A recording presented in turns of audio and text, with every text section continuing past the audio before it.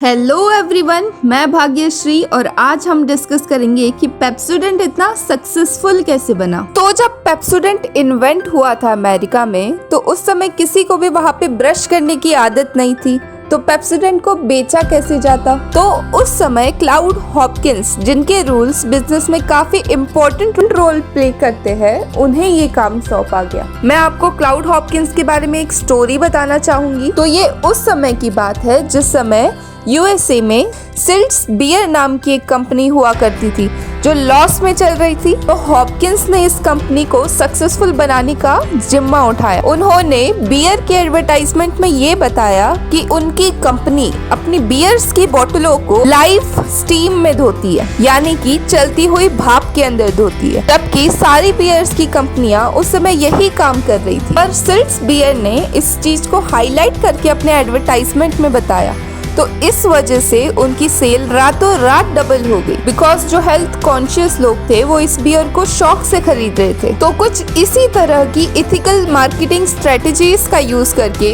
Cloud Hopkin companies को grow कराया करते थे। लेकिन पेप्सोडेंट का केस थोड़ा डिफरेंट है। जब उन्हें पेप्सोडेंट के एडवर्टाइजमेंट का जिम्मा सौंपा गया, उस समय उन्हें टूथपेस्ट के बारे में ज्यादा नॉलेज नहीं थी। क्लाउड हॉपकिंस ने एक डेंटल टेक्स्ट बुक को पढ़ा। उन्होंने कहा कि इसे पढ़ के मुझे कुछ ज्यादा फायदा तो नहीं हुआ, बट मुझे एक क्लू जरूर मिल गया था, और वो क्यों था, दांतों के ऊपर की सतह, जिसे हम फिल्म कहते हैं। यही उनके एडवर्टाइजमेंट की मेन कोर बनी।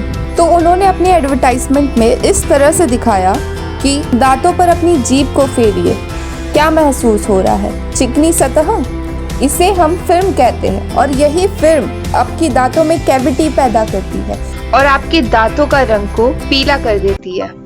इस कैविटी को हटाता है हमारा प्रोडक्ट पेप्सोडेंट, और ये आपके दांतों को हेल्दी बनाए रखने में मदद करता है। इस तरह से उन्होंने अपनी प्रोडक्ट की एडवर्टाइजमेंट की, बट कुछ यूनिट्स बिकने के बाद सेल बिल्कुल बंद हो गई। तो जब हॉपकिंस ने देखा कि पेप्सोडेंट की सेल में उन्हें नुकसान हो रहा है, जो एडवर्टाइजमेंट में पैसे लगाए गए थे वो भी पैसे वापस नहीं आ पा रहे, तब उन्होंने न्यू स्ट्रेटेजी अपनाई। उन्होंने अपने ऐड में मुस्कुराती हुई लड़कियां दिखाई गई और कहा गया था ऐड में कि देखिए चारों तरफ कितने खूबसूरत दांत है, इन्हीं खूबसूरत दांतों की वजह से आप भी खूबसूरत दिखेंगे। तो कुछ इस तरह से पेप्सोडेंट ने अपनी एडवर्टाइजमेंट की। पेप्सोडेंट ने उसे एक हेल्थ प्रोडक्ट की जगह पे एक ब्यूटी प्रोडक्ट करके बेचा, जिसकी वजह से ज्यादा लोग पेप्सोडेंट्स को खरीदने लगे। उस समय लोगों की मेंटालिटी हेल्थ प्रोडक्ट से ज्यादा ब्यूटी प्रोडक्ट में इन्वेस्ट करने की थी, और ये स्ट्रेटेजी इतनी सक्सेसफुल रही कि कंपनी के पास इतने ऑर्डर आते थे कि कंपनी वो डिमांड को पूरी ही नहीं कर पाती थी, और कुछ इस तरह से पेप्सोडेंट पॉपुलर हुआ।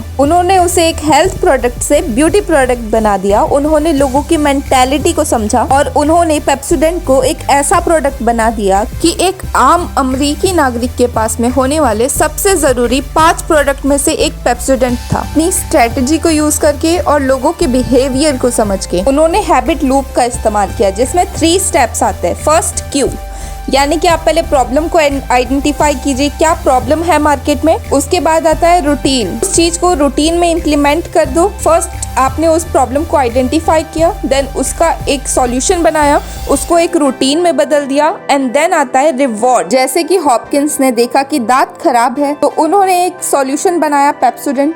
पेप्सोडेंट को इस्तेमाल करना हुआ उसका रूटीन, देन रिवॉर्ड, जो चमकते दांत थे। जैसे कि पहले हॉपकिंस ने प्रॉब्लम आइडेंटिफाई किया कि दांतों की फिल्म जो है वो है क्यू, देन है रूटीन, दांतों को ब्रश करना हो गया हमारा routine, and then reward. Reward क्या था, हमारे दांत चमकते दांत। कुछ इस तरह से हॉपकिंस ने पेप्सोडेंट को लोगों के डेली रूटीन में बदल दिया। तो जब एक सर्वे कंडक्ट कराया गया कि लोगों से पूछा गया कि आप पेप्सोडेंट क्यों इस्तेमाल करते हैं, तो लोगों ने कहा कि पेप्सोडेंट को रोजाना सुबह इस्तेमाल करने से हमें फ्रेश फील होता है। एक्चुअली पेप्सोडेंट में मिंट एंड केमिकल्स का इस्तेमाल किया गया था ताकि फ्रेश फील हो। तो लोग कहते थे कि जब हम ब्रश करना भूल जाते हैं तब हमें तुरंत ही याद आ जाता है, क्योंकि हम वो ठंडी सहरन को मिस करते हैं। लोगों को तुरंत ही अपनी गलती का एहसास हो जाता था कि उन्होंने आज ब्रश नहीं किया है, और तब हम तुरंत ही ब्रश कर लेते हैं। उस टाइम पे किसी भी टूथपेस्ट में मिंट नहीं था, जिसके वजह से फ्रेश फील होता है। तो अगर हम लोग इनडायरेक्टली बोले तो हॉपकिंस सुंदर दांत नहीं बेच रहा था, वो एक एहसास बेच रहा था। तो आज के लिए इतना ही, मिलते हैं अगले वीडियो में, तब तक के लिए जय हिंद।